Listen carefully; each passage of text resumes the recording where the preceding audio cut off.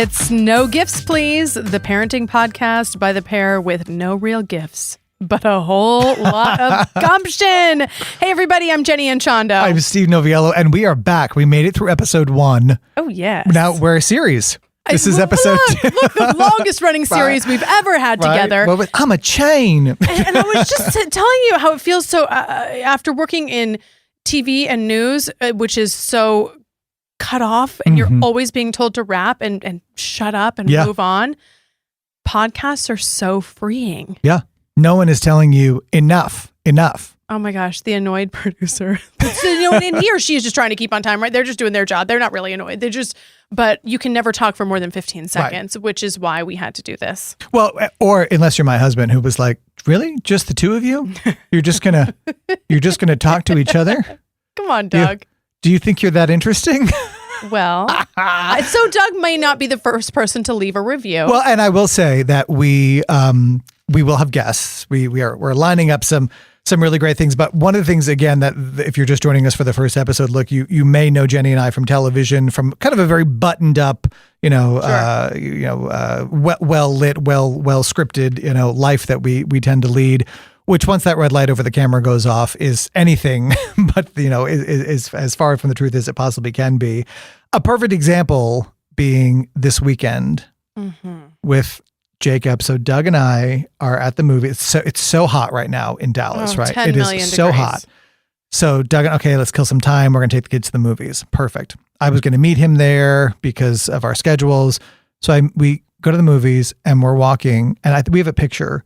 I'm walking behind our kids, and this is what I see. I'm like, wait a minute. I said, Doug, where did Jacob get that tank top? He loves the tank top. Likes to show the guns off. I can see why. I said, where did you get that tank top? He said, I don't know. I thought you bought it for him. I was like, that's not a tank top. And the first person I texted was you. And I was like, is this your daughter's dress? That is Brighton's dress. As a tank top out in public. Were you guys at North Park Center? That my son is walking around in your daughter's dress. Yeah. Just like the Von Trapp kids in the curtains that used to hang in the bedroom. I mean, just as proud as could be. What you had pointed out that's so interesting is it is scalloped on the side. It's finished. It's finished like a dress, right? It's not just straight around like a tank. But so who's, I'm guessing, are you more in charge of the dressing? Okay, so that brings us to today's topic, which it's interesting because we're two guys who have kids. So we really don't have traditional gender roles, and I don't mean to be all, 1950s about it. But at the end of the day, I think that there's a traditional hum to a lot of families, right? In terms of who's working, and even if both parents are working, I think a lot of work falls on the mom sometimes, right? In terms of the laundry and the dinner and the picking up the 100. clothes and the signing up things and the PTA and not that dads don't do stuff. Dads do a ton of stuff, right? We're two dads doing stuff. But when it comes to like buying, like for you guys, like when it comes to buying clothes for Brighton, you or Heath? I don't know that Heath spot or anything except for a shirt from the feed store in East Texas one time when they were there. That. Or maybe one of those rad dad hats, trucker dad caps. Hat. She's got a Green Bay Packers jersey, but yeah, that's about it. What about you guys? We know you guys pretty well, but I actually don't know how you guys split things up. So when it comes, by the way, Doug dressed Jacob that day in the scalloped dress. They're at the age, both of them, where they can pick out their own clothes. Sure. It's only so much of it, right? But yes, but he was like, oh, I figured you bought this. I will say Doug does most of the clothes shopping for the boys.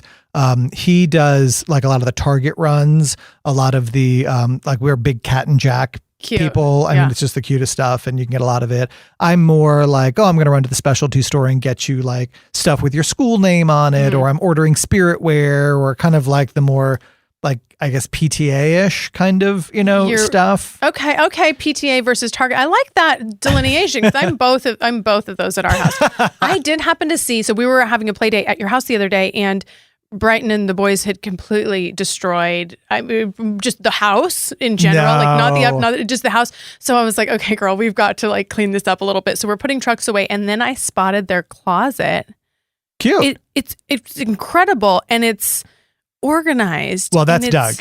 Okay, Doug so is that's Doug. Like, I'm looking for something I haven't seen in 10 years. Can you find it? And within seconds, he's like, walk 10 paces down the hall, make a left, open up the second drawer, look in the bottom layer of whatever I've organized here, and it's the third one from the right. He is like, he's on it. I will say, I mean, it's interesting. He is air filters, locks, batteries, I like it. Security camera. I mean, plants. He does all, we often say that I'm form, he's function. So like, I'll be like, hey, we need a new coffee table. He'll be like, I'd like the coffee table to have drawers and storage. I'm like, perfect. I will get one with drawers and storage, but I'll pick out what it's going to look like. I'm kind of from the studs in. He's from the studs out in terms of our property when it comes to like house stuff. But it's been interesting. I mean, we were together for, let's see, it's 21 years now. So we were together for 15 years before we ever had kids. You really kind of fall into a routine with one another after 15 years, right? I'm sure. And now all of a sudden we have kids and it's like, okay, like, cause back in the day, it was like he mowed the lawn, I did the laundry. Okay, cool. Great. I don't mow lawns. He was but not. Now there's more laundry. Well, I'll tell you what, and I'm going to give him credit because if I don't, well, I'll just give it to him. Well, anyway. is he going to listen? Because remember, we don't have a guest today. So, well, if he's not listening, I do everything. But the reality is, he actually does the kids' laundry now, and then also like I do our laundry once a week, and he really does pick up most of the other stuff. But I would like you to ask him what the name of our children's dentist is, and I guarantee you he can't tell you, or where it's located for that matter. Right. So appointments. Right.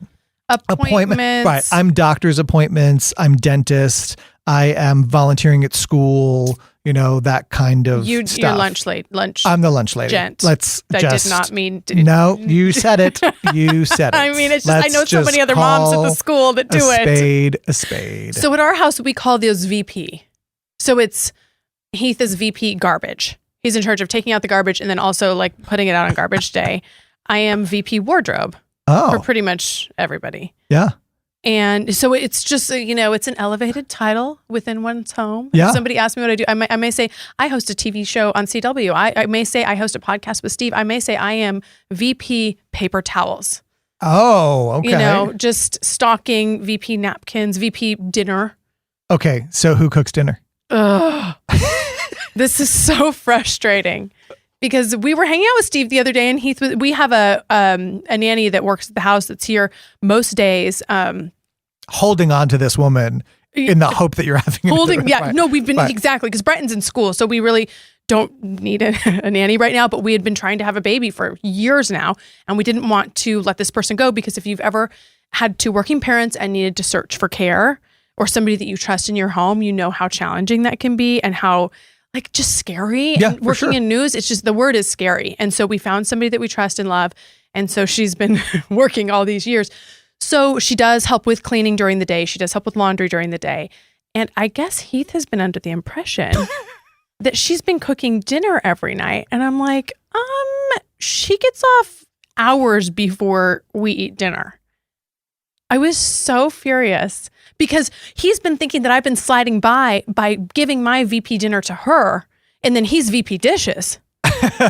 So I'm sure inside it's just been eating him up. When there's like unresolved conflicts or there's like a little thing that's bugging you, I can just picture this thing is bugging him because he's like, Lucy does the dinner and then Jenny acts like she cooked dinner. I will say Lucy does prep. So if I'm like, okay, we're making a pasta sauce tonight and I want to add veggies to it, then, if I'm, hey, will you check and see if we have a pepper? Can you cut that up? Or maybe like pull out the meat or defrost it or something like that. So there is some prep. Look, people need help. I definitely have help. There's no way we could possibly do it without it. But you're really good at turning on the stove, it sounds like. I am cooking and I'm picking out the dinner. I'm finding the recipes. Well, that's the hard part. It's the mental load of just like, do we have the ingredients? Does everybody like this? Is anybody allergic to this? Is anybody have they already had it for lunch that day? And so, yes, Lucy helps me prep, but I am still VP dinner. I'll tell you what, I will say. So I saw a meme the other day. It was when we were talking about like how nice it must be to be a man. All you have to do is mention that you're running out of deodorant, and then another one appears on the magic shelf the next day. I sent that to Heath. Did you? Yes. So I saw it and I kind of laughed at it. And no joke, I was in the shower this morning. Now I have been holding on to like just a sliver of, soap that's not even, you have to, I'm literally using the soap to, right. It's not thick enough.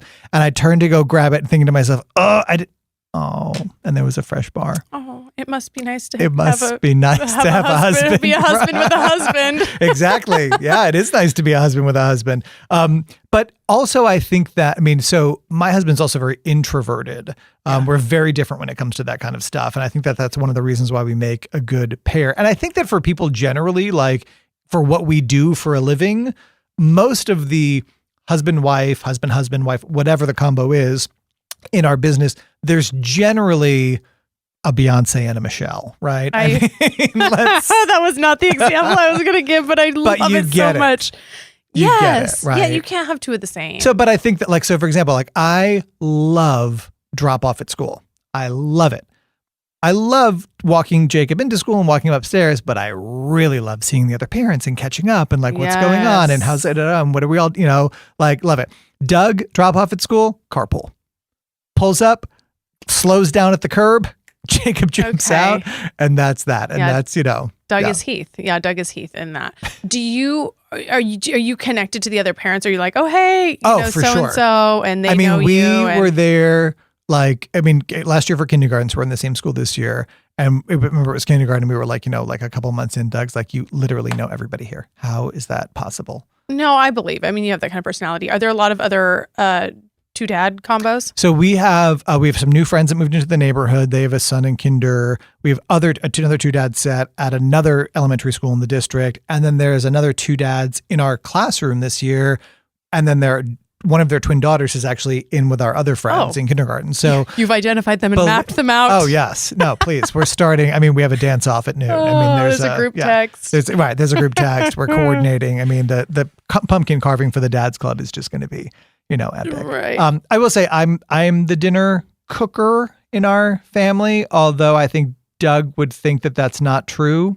Well, he thinks Lucy's doing yours too. I think he must that she sneaked. It does kind of magically appear, which I have to say kind of causes frustration for me. I feel like Brighton's a good eater, at least when I see her, she is. But our boys, so I'm like, here I am. I've worked. I've now, again, the cooking is fine. It's the deciding what we're making for dinner. The mental That's load. the part of it, right? So I've gotten through that hurdle. I've cooked dinner. I put it on the plate. There's a 50% chance that Hudson, who I adore, but that passion that he has from life can come out sideways when he's like, I don't want that. I want ketchup on bread. Okay. And I'm like, what do you do? Are you the I'm not a short order cook, or are you okay, let's see what else we can get you? Since we're supposed to be real, this is a big decision. Since we're supposed to be real here, I am like, listen, if you are growing every time we go to the doctor's office, then we're good. Like if we're in a trend of you are eating generally what I'm suggesting and a well-balanced diet, and you want to have a ketchup sandwich for dinner, have at it. Because I would love a bowl of cereal for dinner, quite frankly. That sounds so good right now. You know what I mean? So I think that we're good. Now we do have we tried a magic plate, right? Where it's like, this is the plate where we put new things on and you can pick, and most of it not a winner, but both the kids love raw red pepper now because it was on the magic plate one night and they were like, I'm all in. So we've been able to navigate some of that, but Hudson, a much pickier eater than Jacob. We have our staples, which I was just talking to Doug before the show. I think they're starting to get sick of them. We do Turkey Burger Tuesday, which again for Hudson is a ketchup sandwich. Honestly, that's offensive to tacos, but go ahead. And then every Sunday I cook macaroni meatballs, homemade Italian, which has always been a big hit. But lately the kids are not eating the meatballs, which kind of hurts my soul a little bit. You can't cancel that. I was recently having actually, I think based on you, I think I was feeling guilt on account of you guys have that Italian dinner. My mom did a lot of Italian dinners growing up. Yeah. I have no tradition on Sunday. I'm like, my daughter's 6. Can you start a tradition now? It feels so late. 100%. You have to keep going. Maybe you add in some little sides or something. But those are those things that we hate, though. Don't you think the things that you sort of were just really annoyed by as a kid? For example, we growing up in Idaho went and got our own tree from the woods, our own Christmas tree, and I remember thinking, but. As a kid, I was a little bit like, aren't there tree farms? I think. Literally the woods. Literally, you drive out to the woods. It takes, 45 minutes, and it's me and the 3 brothers. So not to a tree farm wagon. And cut one down. No. This is like the woods, and you're hiking out to the woods. Dad with a chainsaw. It always feels a little iffy, like someone might get injured. there's sap everywhere, pitch. We do get warm hot cocoa on the way home, but I remember thinking like, oh, can't we just, and it would have 3 limbs, it's because it's just a natural treat. But now I look back and I wouldn't trade it. I think it's the most special thing. Yeah. I think my parents, are the most incredible thing ever. Anyway, I just feel like you need to keep with the spaghetti night or the pasta night, the macaroni night, even if they're not feeling it. No, I think that we definitely, and they've started to adapt a little bit. Like now they're like, I just want my macaroni plain. I'm like, which by the way, living in Texas for months, our neighbors were like, God, you guys eat a lot of macaroni and cheese. And I was like, oh, no. When I say macaroni and meatballs, I mean like pasta with like marinara sauce and like Italian food, right? No, that's not. They thought I was making macaroni and cheese every Sunday, just like a couple of grown-up kids every Sunday. That's just what we kind of do. That does sound nice. Yeah. So no, I do. Dinner. We have a couple of them set. By the way, I would love your ideas. If you're a parent out there and you're like, I have cracked the code to dinner. Like I was at a friend's house. She needed some help with some redecorating ideas. So I went over as one does and was giving her, and they were cooking. She's like, I'm so sorry, we're cooking dinner. And I was like, no problem, whatever. I said, what are you guys making? And she said, oh, once a week we have breakfast for dinner. And I was like, oh, brilliant. They love it. They love it. We do it with our kids. It's so easy. Yep. It's scrambled eggs. It's fresh pancakes. They gobble it right up, and it's awesome. We honestly need to do it more. Do you make the pancakes homemade? I mean, like how? I mean, like with flour and sugar and oil. I don't and go to the forest and cut down the maple tree for the syrup, if that's what you're asking. Like Bisquick or like I feel like there's 3 versions. There's homemade with a recipe with baking soda, and then there's Bisquick, which you add the things to, and then there's like frozen pancakes that you just... Oh yeah, okay. So not frozen pancakes, but like Aunt Jemima mix, egg, oil, water. And I do... put it in like a squirt, like a old school like ketchup squirt bottle, and like I'll make like their initials or something in addition to the. You are extra. That's good. Yeah. No, well, they eat it. Hudson will eat an H, a pancake, 50-50 shot. Really? Yeah. Like carbs and syrup? Yeah, I know. I mean, unbelievable. That sounds delicious. Send his leftovers my way. I mean, if you're making it, but I do think that it's like, the struggle over how to figure out what to make. But Brighton will eat anything. I mean, which is awesome. So again, we should tell people how to get in touch with us. So nogifts.podcast@gmail.com is a great way to reach us on our social media, which I don't think we got to yours last episode. Tell me where to find you. Jenny and Chondo on everything. Facebook, Instagram. What's the new one? Are you on TikTok? I'm on only for scrolling. I don't post TikToks. Yeah. Although that's honestly tragic to me because my whole goal in life is to dance more. And that's where I could go and post videos of me dancing. It hasn't fit into the matrix of the schedule yet. It might be a retirement goal, a maternity leave goal. Yeah. It may be on there. But no, the new Threads. Are you on Threads? I'm on Threads. I also like I was on Twitter until I got locked out a million years ago, and then I was like, I'm like my people. Facebook. I wasn't a big Instagram person because it's kind of like the end of the internet, right? Unless you have now, you go to like link in bio, right? But for a while there, it was just so one way. Yeah. Facebook, which actually oddly, and we'll talk about this in our upcoming social media episode. When we first did Facebook, and this is like years and years and years ago, I disabled all the comments because I was so nervous about what people might say in an unfiltered environment. You disabled the comments on your page? When I first... You're posting just like consumer tips and like pictures of your boys. But again, not on my work social media, but back in the day, and this is of course before we even had kids, but it's... frankly, a lot of that old trauma from childhood of like, listen, I hear you. Right. Like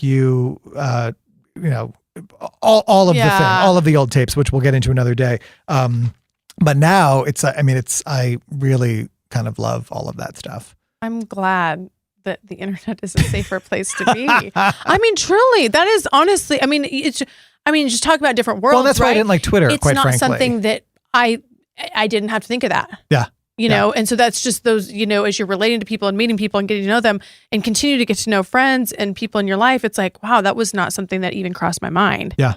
So I'm glad that Instagram's a little nicer now.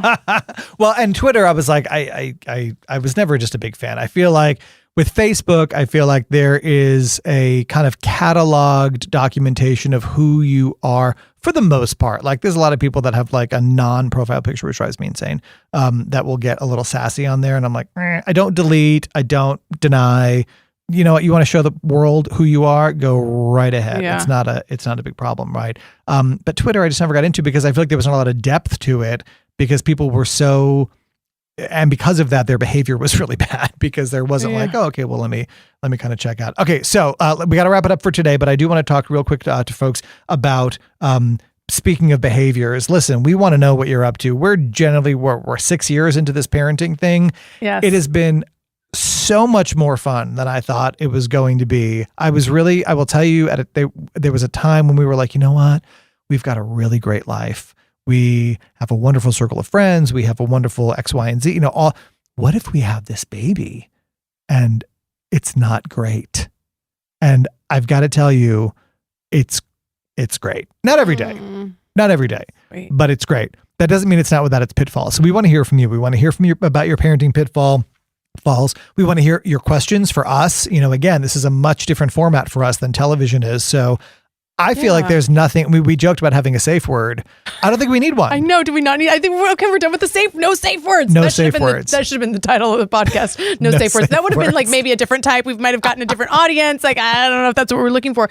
The other thing that we have access to such incredible people in the city. I mean, really like rich resources of, people who actually do have gifts in this area. So we'll be bringing some of them on just to share their expertise. I mean, selfishly, like I want to hear from, maybe we'll have a meal expert come on and, give us some. I think that we need one. Listen, right. The resources, the questions, and hopefully the lighthearted fun along the way. So we want to remind you to go ahead and click that subscribe button. And most importantly, go ahead and find yourself a friend you don't need to clean the house for. We'll see you next time.